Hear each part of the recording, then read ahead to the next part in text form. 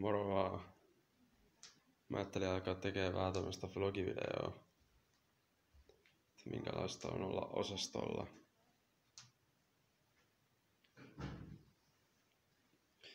Mä oon ite tällä hetkellä Hämeenlinnassa Ahveniston suljetulla osastolla P3P.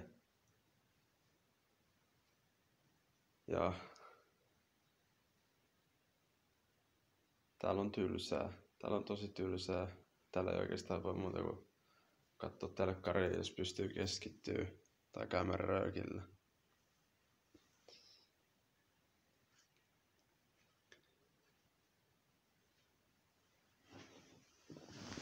Ehkä jotain hyviä puolia tässä nyt on se, että on päässyt tutustumaan uusiin ihmisiin.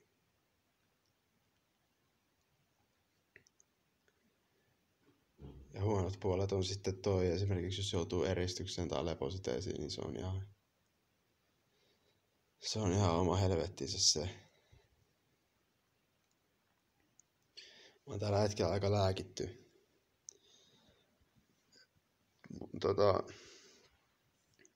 Mulla menee aika monta lääkettä, mutta tietysti toi benzodiazepiini Temesta, niin mä saan sitä 5 kertaa päivässä. Tai 5 tablettia päivässä, joka on siis ei nyt ihan mahdoton, mutta melko iso annos. Pistää pään aika jumiin.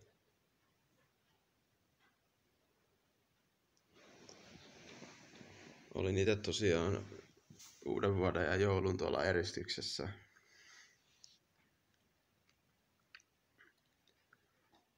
Tuli vähän pelleiltyä.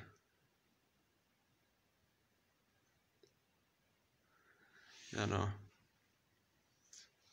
mitä tästä nyt voisi kertoa? Ruokaa täällä saa 4 kertaa päivässä: aamupala, päivällinen, illallinen, iltapala. Täällä on 2 isoa taulutelkkaria, mistä voi katsoa, mitä sallitaan. Esimerkiksi Netflixin voi yhdistää siihen ja katsella sitten sieltä jotain, jos löytyy tunnukset. Ihan älytelkkareita. Mä oon ite nyt muutaman kuukauden täällä ollut ja taitaa olla vielä aika pitkä aika edessä.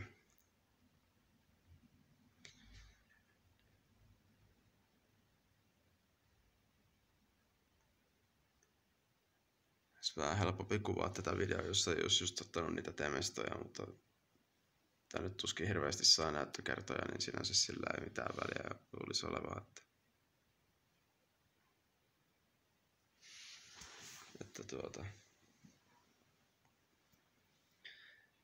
Tää nyt oli vaan tämmönen nopea kertaus.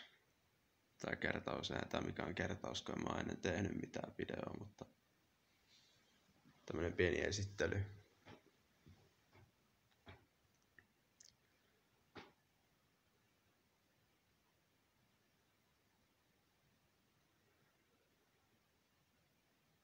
Ja no, minkä takia mä oon täällä?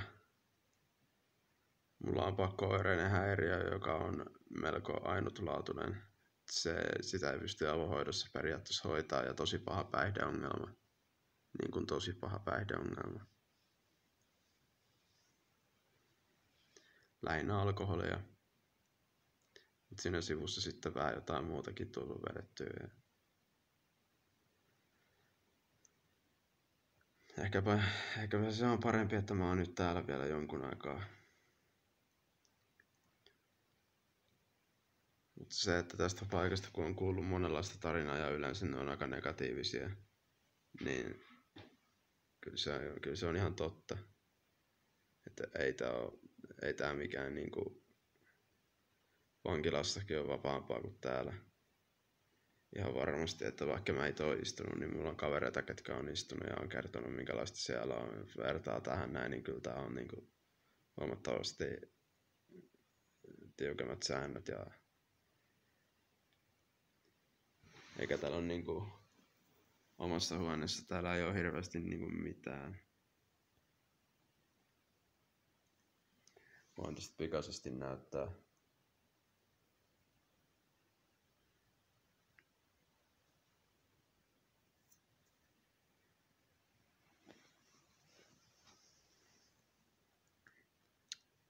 semmonen.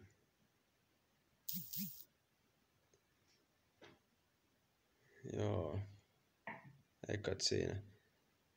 Jos jotain ihmisiä kiinnostaa, niin me voi jatkossa tehdä vähän muitakin videoita siitä, että mitä täällä niinku tehdään tai mitä täällä voi tehdä ja mitä täällä pakotetaan tekemään ja sen semmoista.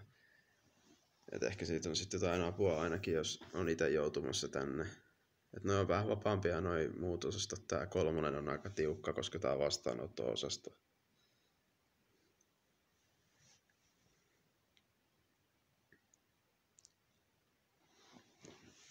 Joo. Ei muuta kuin ensi kertaa.